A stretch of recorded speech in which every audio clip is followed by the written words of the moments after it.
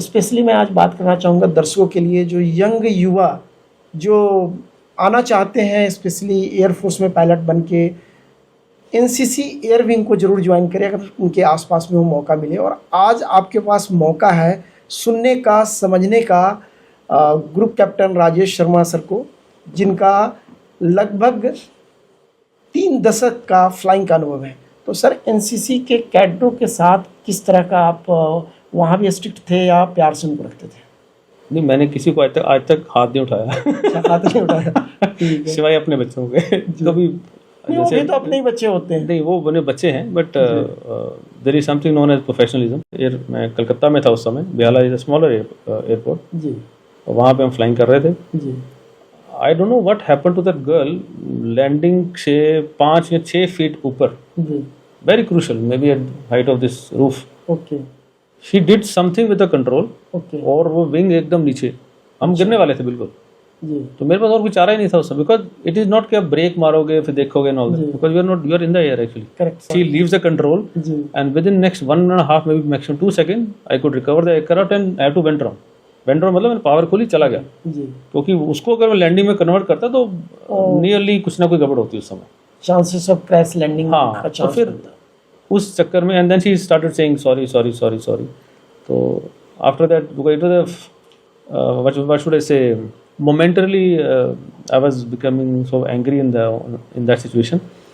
So I told her it's okay यार, हो गया ना, चलो let's again do the landing and all that. तो पर बाद में मुझे पता लगा कि उस बच्चे ने शरारत इसलिए की थी क्योंकि सब बच्चों को जनरली एनसीसी में हम लोग डे वाइज जनरली एक सॉटी देते हैं। अच्छा, जो बच्चे दूर से आते हैं शायद उनको दो सॉटी, मतलब एक सर्किट पैटर्न होता है, उनको सिखाने की कोशिश करते हैं जी। अब चूंकि वो कलकत्ता में थे, फ्लाइंग भी कलकत्ता में हो रही है, they are also from Kolkata, nearby college and schools and all that, तो उसके मन में कहीं कुछ गड़बड़ जागी होगी कि मैं तो 2 करके आऊँगी, शर्त लगी होगी किसी के साथ, देख लैंडिंग प्रॉपर ना करें हम, दोबारा चक्कर लगा। उसको पता था शायद कि कोई गड़बड़ होगी, सर ओपन थ्रॉटल कर देंगे और निकल जाएंगे, क्योंकि रनवे है ही छोटा। जब आप लैंड करने वाले होते हो तो ये अगर नहीं करोगे तो आपके पास जगह कम है आगे और उसको टेक ऑफ करने की। तो मुझे बाद में बहुत गुस्सा आया उस पर, पता नहीं टोल्ड है, मैं कहा बेटा जो कुछ करना है, जो भी गुस्सा आए जैसे भी है ना, हवा में फिर भी ठीक है। टेक ऑफ एंड लैंडिंग ये 2 क्रूशियल पीरियड होते हैं जब हमारी ज़्यादातर एक्सीडेंट इंसिडेंट होते हैं। आज भी फ्लाइंग करियर में टेक ऑफ एंड लैंडिंग ये 2 ऐसी सिचुएशन है जहाँ पे मैक्सिमम फोकस होता है पायलट का टू लैंड और टेक ऑफ। सर, मैं आपकी प्रोफाइल देख रहा था, वहाँ पे मैंने देखा कि आपने एक शब्द कहा हुआ है कि किसी भी पायलट के लिए टेक ऑफ इम्पोर्टेंट नहीं है, कोई भी कर सकता है, लैंडिंग सबसे ज़्यादा इम्पोर्टेंट है। अगेन गुरु की बातें याद रहती हैं सर, तो हमारे टाइम में गुरुजी बोला करते थे, तो मैं वही चीज़ें आगे अपनी जनरेशन को बताने की कोशिश करता हूँ। तो ये ऑलवेज यूज्ड टू से कि any monkey can fly, okay, but the day you start landing people call you pilot. दोबारा कहिए। बोलो फ्लाइंग तक कोई भी गधा कर लेगा, बोलो any monkey can fly, correct, the day you start landing people will call you are a pilot, you are the pilot, क्योंकि लैंडिंग मेन है। और कितनी कोई उठा के कर लिया और जहाज चला गया ऊपर, फिर डरते मरते कुछ ना कुछ कर लोगे आप। नहीं, कितनी स्मूथ लैंडिंग करते हैं, ये ज़्यादा इम्पोर्टेंट। लैंडिंग होती है, कोई स्मूथ और कोई हार्ड ऐसा कुछ नहीं। टच डाउन थोड़ा सा हार्श हो सकता है, उसको शायद हार्ड लैंडिंग बोलते हैं, जो बैठने वाला अब आए सॉरी, ठीक है, और कोई पता नहीं लगे कब लैंड किया लिया, उसको शायद स्मूथ लैंडिंग बोलते होंगे। तो इट डिपेंड ऑन टेक्निक, सबकी सेम होती है, एक्सपीरियंस और सारे सबका सेम होता है, क्योंकि लैंडिंग तो लैंडिंग होती है, इसको बोलते हैं। उसको आप स्मूथ करने की कोशिश में कुछ और ना कर बैठो जी, ठीक है, उसके एक्सपीरियंस से ये सब चीज़ें आती हैं। But only thing is I always advise my youngsters to be a safe pilot जी, not a high class start way pilot and all that, just be safe pilot. Take off करो, अगर आप सेफ लैंडिंग आप acquire कर लेते हो then you are a good person. Being a commanding officer, क्या आपका डायरेक्ट कांटेक्ट होता था, 1-to-1 बच्चों के साथ इंटरेक्शन होता था?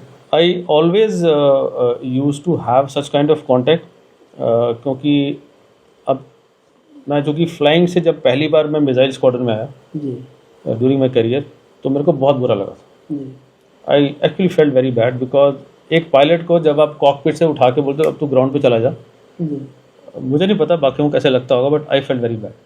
तो मिसाइल स्क्वाड्रन से निकल के जब मेरी पोस्टिंग पहली बार एनसीसी में हुई, दैट वाज अनदर पॉइंट, क्योंकि NCC is not looked upon very nicely, to tell you very frankly. ये थोड़ा मेरा पर्सनल मानना ये है, जितना अच्छा काम हम एनसीसी के प्लेटफॉर्म के थ्रू सोसाइटी के लिए कर रहे हैं या कर सकते हैं, स्पेशली जहाँ जहाँ Youth के लिए, सरकारें बच्चों जो स्टेट गवर्नमेंट सपोर्ट कर रही हैं उनकी बात कर रहा हूँ, क्योंकि कहीं जगहों पे इशू भी हैं, वहाँ पे मैं कहता हूँ बच्चों का किस्मत बहुत अच्छी है। जितना बढ़िया ये प्लेटफॉर्म है उतना बढ़िया प्लेटफॉर्म, क्योंकि नेकी कर हम बोलते हैं कुएं में डाल। जी तो जब मैं एनसीसी ज्वाइन करी तो मुझे लगा नेकी कर और समुद्र में डाल, इतना काम कर सकते हैं आप, जी। इतना बढ़िया काम कर सकते हैं, जी क्योंकि उन बच्चों को आप इस तरह का प्लेटफॉर्म दे रहे हो जिस पे खड़े होके वो अपना डेस्टिनेशन और फिर डेस्टिनी खुद जी। चूज कर सकते हैं।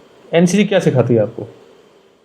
सेकंड लाइन ऑफ डिफेंस में अगर आपको फौज में जाना पड़े तो आपको फौज तैयार कर रही है। जी किसी भी काम में, कॉर्पोरेट वर्ल्ड में जाना हो, किसी जगह जाना हो, तो जी। Young trained motivated force ready है आपके लिए, किसी भी फील्ड के लिए, ठीक है। जी। कई देशों में है। जी। अब वहाँ की सिचुएशन क्या है, वैसी सिचुएशन शायद हमारे पास नहीं है, डिमांड एंड सप्लाई का खेल है, और वहाँ कम है। जो भी रहा होगा। पर नेशन बिल्डिंग में अगर आप इस चीज़ को जोड़ दोगे जी तो शायद हमारा देश और अच्छा होगा। सर, अब हम बात करेंगे कि डिफेंस फोर्सेस में डिफरेंट मोड ऑफ एंट्री क्या है, और एनसीसी से जो बी और सी सर्टिफिकेट करते हैं उनको क्या फ़ायदा मिलता है? डिफरेंट मोड ऑफ एंट्री में मैं सबसे पहले बताना चाहूँगा एज।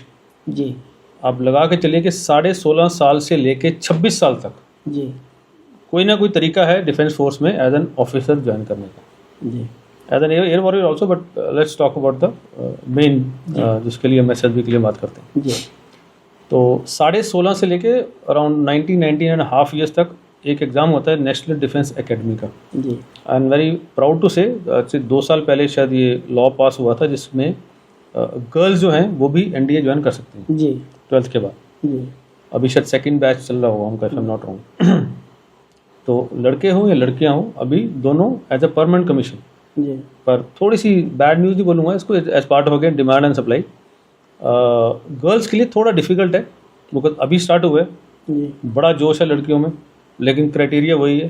तो इतनी सारी गर्ल्स आएंगी, जी डिमांड व सप्लाई, मतलब डिमांड एक या 2 स्क्वाड्रन की लिमिटेड है। जी तो हो सकता है आपको अपना जो एक परफॉर्मेंस है वो थोड़ी सी हाई करनी पड़े, in terms of knowledge, in terms of awareness, in terms of fitness, whatever.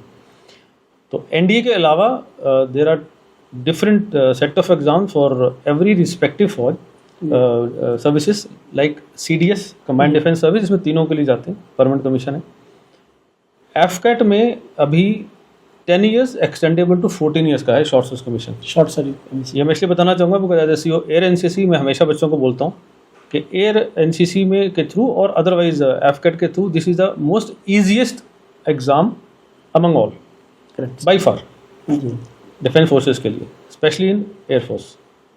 और 19.5 से लेके अप्रॉक्सीमेटली 23.5 से 24 साल तक आप इसको ज्वाइन कर सकते हैं। जी कुछ कोर्सेज ऐसे हैं, सपोज आपने सिविल से कमर्शियल पायलट लाइसेंस लिया है जी या आपने एमएससी इन फिजिक्स की हुई है, जी तो मेटेरोलॉजी ब्रांच या फ्लाइंग ब्रांच में भी जी फिर शायद age, I am not too sure, I think I am quite clear sure on that, 26 years की एज है, 26 साल तक आप ज्वाइन कर सकते हैं। ज्वाइन कर सकते यस।